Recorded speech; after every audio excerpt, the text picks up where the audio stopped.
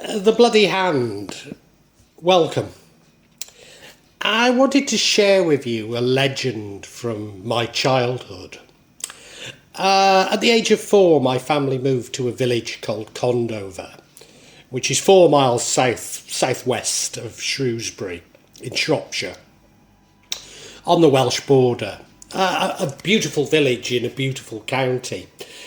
Shropshire, in fact, is often called the most haunted county in the UK.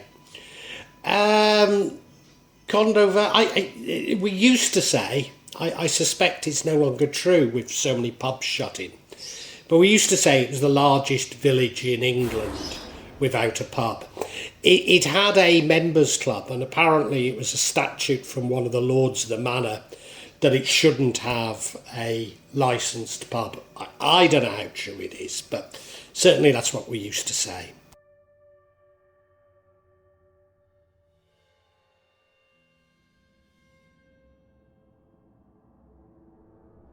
Condover. I went to the local Church of England primary school, and outside the primary school was a great big boulder. And that boulder had reputedly been dumped there during the Ice Age. You see, all of Shropshire, apart from the Stiper Stones, had been covered in huge glaciers. And indeed, in 1986, long after I'd left the village, the bones of a woolly mammoth were found in Condover. A little is known about Condover before the Norman Conquest, but it's speculated that Saxon kings held Condover as a large and flourishing manor, and the manor house itself was somewhere near the current church of St Andrew and St Mary. I remember the church so well. You see, despite being tone deaf and useless at singing, I was in the church choir. And the church was full of these huge tombs or sarcophagi that used to frighten me to death, but not quite as much so as the graves outside. For as children, we would dare each other to run round the graveyard. I think we used to do it in about 4 minutes, but we'd run as fast as we could because we'd be frightened to death at night time running round this darkened graveyard. Certainly the church dates back to Norman times, and after the Conquest, William I bestowed Condover upon Roger de Montgomery, the Earl of Shrewsbury. Later King Henry I became Lord of the Manor and came to Condover because he enjoyed hunting in the forest in the area called the Long Forest. In fact, the Long Forest stretched almost the full length of South Shropshire. Condover's most famous son was the favourite of Queen Elizabeth I, Richard Tarleton, a jester in her court. It was said that he could undumpish her, the Queen, in a fright. Tarleton was a native of the Pipits area of Condover, where the school that I went to now stands. I recall growing up there were many legends, but I recall the story of a grey lady who haunted Condover woods, but can find no reference to it now. Nearby Bomere Pool, there's many legends about it. It's said that at the bottom of the lake there lies the remains and ruins of an entire ancient city. It drowned in a single night because the Saxon or maybe Roman inhabitants refused to accept Christianity and mocked the missionary priest who tried to convert them. And the bit I know, apparently the church missionary also sunk, because if you sail over the middle of the mere at midnight on Christmas Eve, you can hear the bells ringing. And certainly that's the legend I remember. Also, it's said that at Easter, the anniversary of his drowning, one may see the ghost of a young man, maybe he was a Roman soldier, rowing desperately on the lake, trying to rescue a pagan girl he loved from the flooding. There's also a legend of a monster fish. I mean, I seem to remember it as being a monster like the Loch Ness monster, but a huge fish is said to swim about with a sword belted to its side, although no one's ever caught it.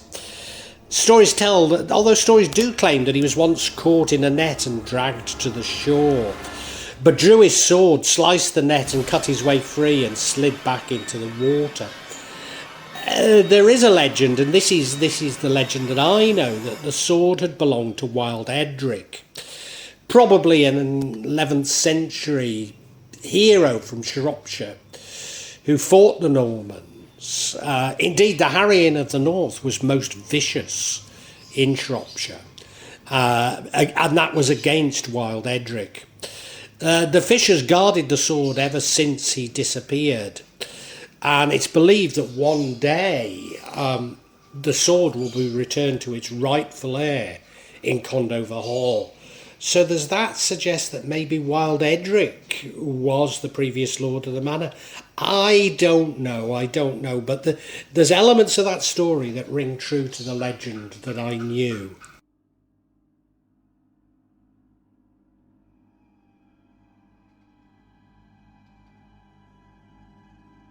Condover Hall. The current Condover Hall was built in the reign of Elizabeth I, the manor being acquired in 1586 by Thomas Owen. He was the eldest son of a Shrewsbury merchant who had followed a successful legal career and became a member of the council for the Marches of Wales and a justice of the Common Pleas. The hall is built in a sort of an E-shaped plan of sandstone, displaying considerable Renaissance influence in decoration and detail. It's said to be the grandest house of its period in Shropshire. It's got two principal stories set above a basement with an attic story. The front was originally closed off by a forecourt. Gables with canted ends to the wings, towers and chimneys add to the height and interest and profile of this hall. To the rear was a loggia or arcade of 9 bays, but these are now enclosed. The interior of the hall was largely remodelled with a heavy Jacobean style after 1864 by Frederick Pepys Cockerell, assisted by the then owner Reginald Chumley, an enthusiastic amateur sculptor. Further internal changes were made in 1826 by Rex Cohen. Condover Hall remained in the hands of the Owen family for many years. In 1804, Nicholas Smythe Owen died there, and the estate and the hall were left to Edward Pemberton, who was Nicholas Smythe Owen's cousin, but he took on the name Owen. He died in 1863, and Condover Hall then went to his cousin, Thomas Chumley. Unfortunately, Thomas died in 1864 whilst on honeymoon, and the estate then passed to Reginald Chumley. And it was during that time that the American writer Mark Twain was a guest in both 1873 and 1879. Reginald Chumley remained in possession of the estate and remained there until his death, until 1896, when the estate was sold to Mr. Edward Brockenhurst Fielden. The Fielden family had cotton mills in Todmorden, Lancashire, and Mr. Fielden was Tory MP for the Central Division of Manchester for many years. Fielden sold the estate to Mr. Rex Cohen, the elder, 1876 to 1929.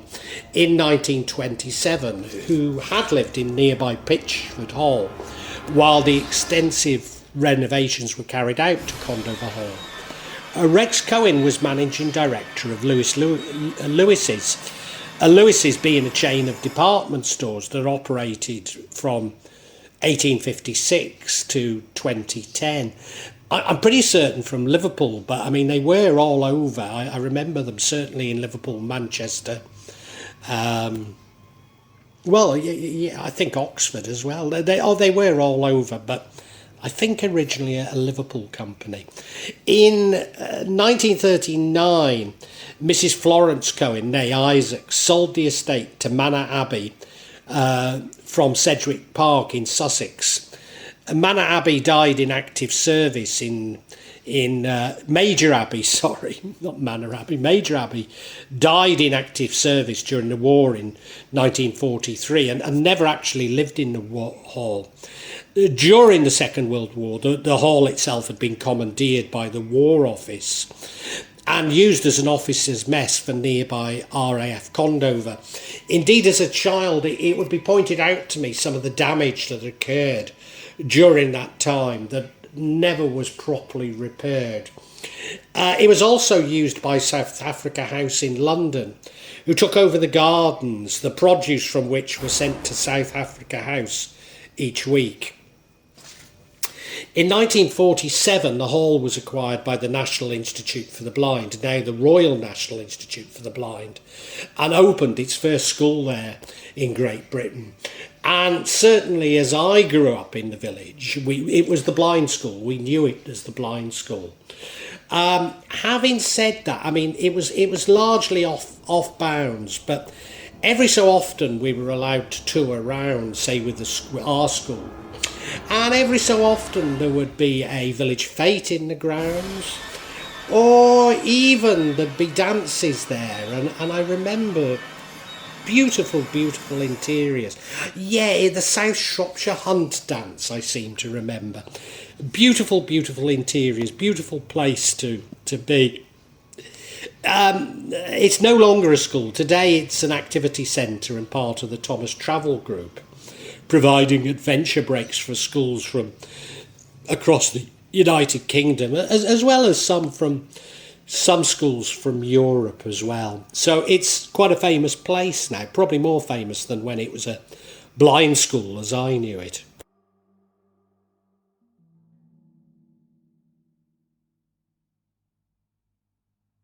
The Bloody Hand. I mean, the truth is, whenever a place becomes popular and has a good ghost story attached to it, many other ghost stories seem to become attached to it. And maybe that's where I know the Grey Lady from. Certainly Condover Hall has many, many stories attached to it, but the main one being of the Bloody Hand. I mean, there's supposedly eyeless ghosts walk the corridor, people being chased round the grounds by angry spirits. But there's very little evidence for these, and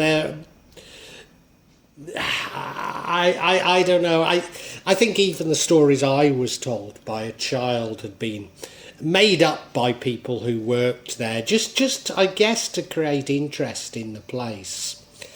But as I say, I remember the Grey Lady in the woods. I remember that very strongly.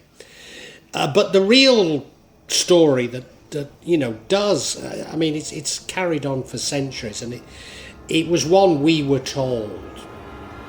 And the reason why it's believed to be haunted, and that is that it's said that no heir to Condover Hall will prosper, since the hall was cursed from the gallows by a butler who was falsely accused of murder.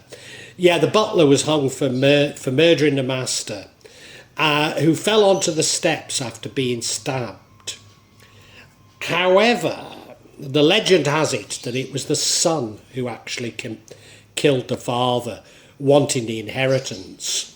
And the father left a bloodied handprint. And this, no matter how many times they tried to clean this bloody handprint, it kept reappearing until it was eventually chipped out of the wall. The butler of Condover Hall allegedly spoke these words from the gallows. "Before heaven I am innocent, though my master's son swears me guilty. And as I perish an innocent man, may those who followed my murdered lord be cursed." Condemned to death by the testimony of Lord Kinvert's son, he'd secretly stabbed his father to death, and he'd blamed the butler. And as I say, as he stumbled down the stairs to the basement, Lord Kinvert reached out his bloodied hand, leaving the imprint on the wall. And, it was said that it was impossible to wash away. No matter how much hard work was done, it always reappeared. More recently, the sound of footsteps and doors closing have been heard at night, and a couple dressed in Victorian clothing have been spotted. I mean, why Victorian clothing, goodness knows. No heir to Condover Hall has prospered since the Butler's death and the Butler's curse. So locals believe that the curse really does still affect Condover Hall. The bloodstain, as I say, was eventually chipped out in the 20th century. I'm pretty certain I remember being shown the bloodstained hand as a child. But maybe I've got that wrong. I certainly was taken down the stairs to see, where the deed had happened. I recall that very vividly. Also, the coat of arms, which appears on the entrance gates, it had a black square to the top left-hand side on it, and we were always told that black square represented the curse. Now, I have no idea if it does or not. But what I can tell you is that there's no record of Kinvert ever having lived near Condover. So is it just a legend? I don't know. I mean, I was certainly taken down the stairs. I certainly have recollections of being shown the hand. Maybe I wasn't. But an interesting tale.